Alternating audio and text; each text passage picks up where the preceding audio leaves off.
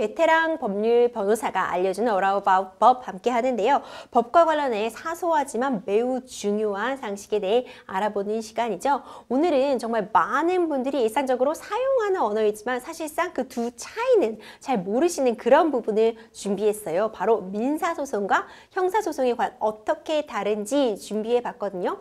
변호사님, 우리가 일상생활에서 뭐 민사소송 진행한다, 뭐 형사소송 진행한다, 네. 이렇게 좀 혼용해서 쓰고 있잖아요. 네. 그런데 좀 정확히 구분되는 점을 알고 있으면 도움이 될 것 같은데 민사소송과 형사소송 어떤 차이가 있나요? 네. 일단은 민사소송이라는 거는 사인 간에, 개인 간에 분쟁이 벌어졌을 때 법원에 재판을 청구하는 것을 말합니다.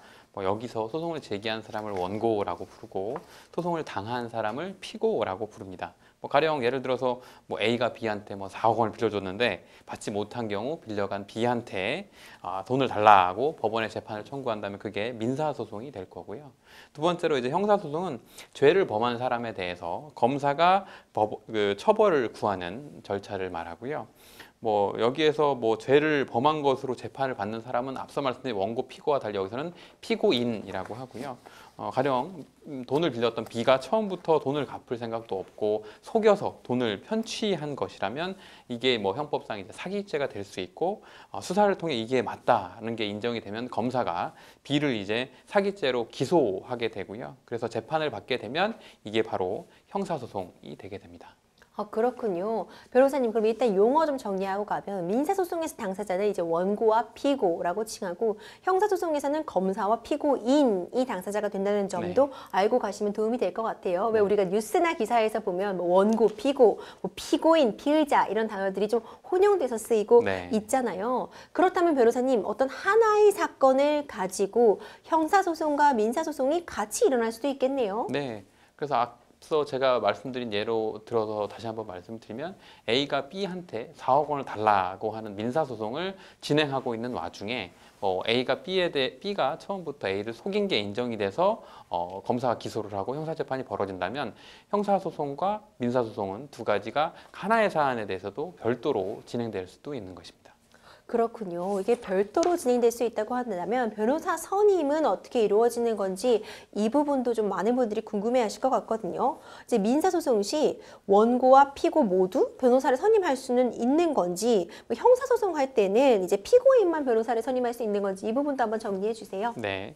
뭐 여기서 앞서 말씀드린 예를 가지고 쭉 계속 설명을 좀 드려보면 뭐 A가 미리 변호사를 선임을 해서 소장을 뭐 법원에다 제출을 한다. 그 경우에는 원고로서 소송을 제기하게 되는 거고요.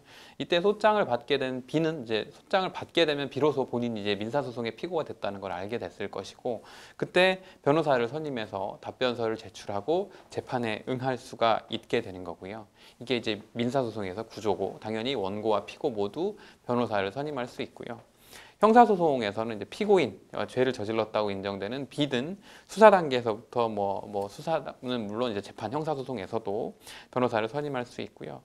여기서 피해자가 되는 A는 원칙적으로는 형사소송에서 당사자가 아니기는 해요. 그러니까 검사와 그 피고인이 당사자가 되는 것 뿐인데 다만 고소의 대리라든지 피해자로서의 진술 등을 위해서 피해자 대리인으로 변호사를 선임할 수도 있습니다.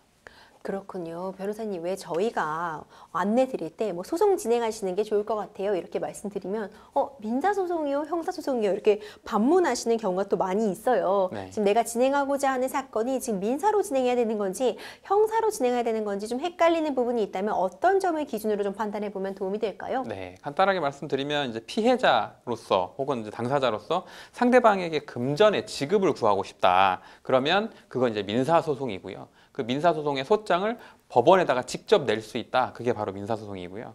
다음은 이제 피해자로서 상대방에 이제 처벌을 구하고 싶다. 그러면 이제 형사 절차가 개시되는 거고 이 형사 절차의 개시는 이제 고소장을 제출하는 것에서 보통 시작되게 되는데 고소장은 경찰서에 제출하게 되거든요. 그러니까 법원에 본인이 소장을 낸다. 그러면 민사고 경찰서에 본인이 고소장을 낸다. 그러면 형사가 되는 거죠. 그렇군요.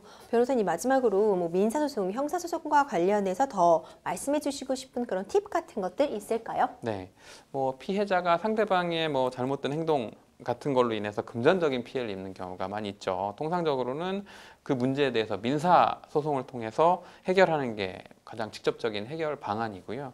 다만 그게 이제 범죄에 해당하고 상대방의 처벌까지 구하는 경우에는 이제 형사 절차에 해당하는데 뭐 어디서 들으신 것들로는 형사를 먼저 하고 그다음에 이제 민사라면 유리하다 뭐 이런 말씀들을 들으시고 뭐 형사 고소를 하시고 민사 소송을 본인 소송을 이제 진행하시는 경우들이 있는데 다만 이제 형사 고소의 요건을 제대로 갖추지 못한 상태에서 고소를 했다가 실제로 상대방이 이제 죄를 저질렀음에도 불구하고 불기소 처분이 나고 또 그것 때문에 민사 소송에도 불리하게 이제 영향을 미치는 경우가 있으니까 어떤 절차를 개시하시기 전에는 법률 전문가의 도움을 받으셔서 신중하고 적법하게 진행하시는 게 중요하다.